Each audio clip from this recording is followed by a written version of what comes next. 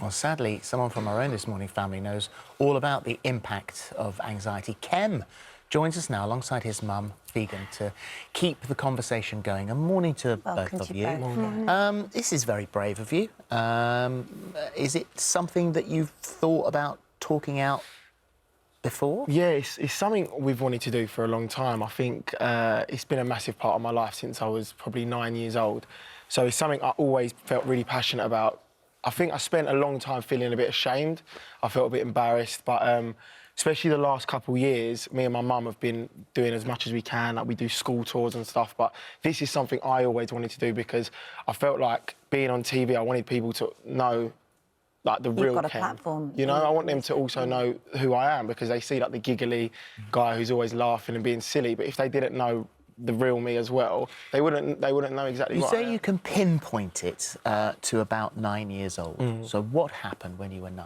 So my mum got unwell. I don't know the exact diagnostics. Is it diagnostics? What was it, Mum? I went in for a small operation and things went wrong. I caught septicemia and we didn't know that Kem was behind the door when the doctor told my husband that I might not make it through the night. Right, OK. So they said she had 24 hours to live and I obviously had to say goodbye.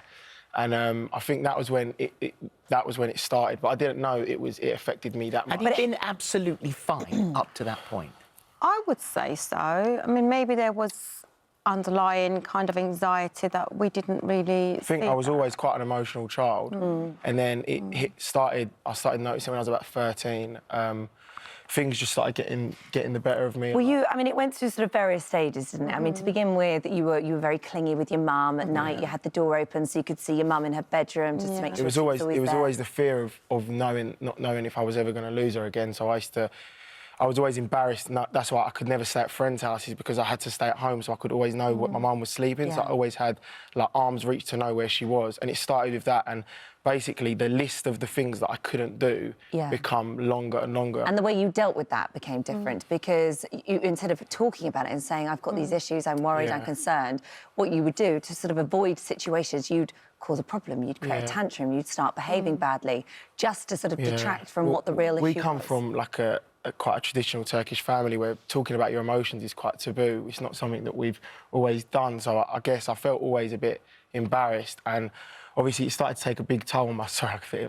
get a bit emotional about it. But it started to take a bit of a toll on my school life. And by the time I got to year 10, I pretty much got taken out of school completely where I wasn't healthy or safe enough to be in school. What was it like for you, Figen? What was it like for the family? It started off by Kem would cause an argument whether we were going out for a meal or if there was a big event coming. So basically, rather than admit what was really going on, it was, oh, he's misbehaving, he's staying at home. And then the same thing happened at school. By this time, when he was 15, we'd just come back from a family holiday from Mexico, and he spent the whole fortnight in the room ordering room service. And he had a bit of a meltdown. We couldn't get him onto the flight, and by that time, I knew we had a problem. And so what did you do? I mean, because you tried to get him help. Yeah, I basically tried... again, coming back from the background I do come, we don't talk about mental health, and I've had mental health with my family that I've had to deal from a young age. But it was something we never talked about. So, again, I was advised by close people it's best not to talk about it, but I did the total opposite. And I think I actually reached out to wherever, who would listen. We've tried every type of therapy, whatever I heard about, we tried it. And Kem wouldn't cooperate at the beginning, he wasn't ready, but by the time he got so bad, it was probably about 15 that there were days he wouldn't leave his room. Right. We communicated through texts. I think the hardest thing was I spent, when I come out of school, obviously my parents were more worried about my well-being, so we accepted that I wasn't going to really get any grades. I left school with one GCSE, which is probably the biggest regret because I think coming from a family where education is so important, all my family have got degrees, and that was the hardest thing that I felt like I was letting them down, but there was nothing I could do. And that it was like it spiralled out of control where the more upset they got, the more upset I become. And that's when I think I really hit rock bottom, was where I spent about 2 years locked in a room. And I'll never forget, my mum found a notebook in my bedroom where I used to write all the things down, how I felt. And she saw the things that I used to write where I always used to think about suicide because I just felt like I had no benefit to my family anymore, if you know what I mean. And I think like, I had no education, I had no friends, and I was just becoming a burden on everyone around me. And where can I turn? You know, I didn't know what to do. And I think that's when it all just become a bit too much for me. You took that journal to CBT, cognitive behavioural therapist, and was that the turning point? Yeah, I saw an amazing CBT therapist called Dominic Knight, and he started to help my journey. But I think for me, it was just me developing as a person, mostly just me wanting to change, and I think having my family support was the best thing I ever had. You know, they were there for me. It was kind of a blessing but a curse at the same time. The more they were there for me, the more it kind of killed me inside that it wasn't getting anywhere. But we turned corners slowly, and it was a long, long process. And even now, I still battle with it all the time. Yeah. And it's been a really, really long journey. That decision then to go on Love Island, because I know you didn't know about it until 10 days before he went in, and I imagine you probably would have advised him against it at the time. I was devastated, absolutely devastated. And my question was, why would you do this after everything we've been through, after everything you've been through? And Kem's answer was that after everything I've been through, I feel like I actually want to put myself out there, and if I can do this, I can do absolutely anything.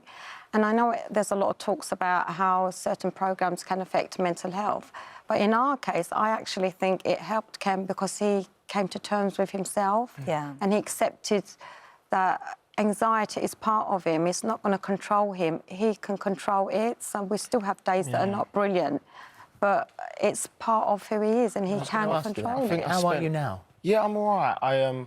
I'm better with dealing with it. And going back to what my mum said is, I think the reason I've done it, I spent my whole life saying no to everything. I spent my whole life not being able to cheat, and I had so much like ambition in me that I knew I could do something, but I always was held back. So when the opportunity come up, it was like I wanted my family, even my mum and dad, to see the real Kem that I knew I was, that I was a bubbly guy, but they never. So I was always locked in a room. Yeah. And I think that's why now, even though I still do suffer all the time, every day, even I remember my first day on here, I was literally, everything was telling me to just turn around and go the other way, but I thought, I've always said no to everything. Like, I've been at the bottom, I've been at rock bottom where life wasn't worth living anymore, that I just wanted, that I've kind of got nothing to lose, and So I think that's what motivates me. What's your advice now, then, for anybody watching who feels the same way you do? I think that there's always a way out. You always think that you're there and there's nowhere to go, but talking can weirdly, even though sometimes nothing comes from it, can make the biggest difference. And it's so weird that my friends, my siblings, my cousins have all started to come and talk to me now because they've seen me talk about it. And they even say that even after our chat, they might have not accomplished anything, but just talking Feel better. like it opens your mind up. And I always think it's better to be out in the open than in your head. It does a lot more damage in your head than out in the air, if you know what I mean. If you say it, it's out now. Yeah. But it can't get any worse. Well, Kem, thank you. You are an inspiration. There's no doubt about that. And it's very brave talking about it so openly, and you will help others. And well done, Mum, as well. I know it's tough for you being here, but well done. Thank you.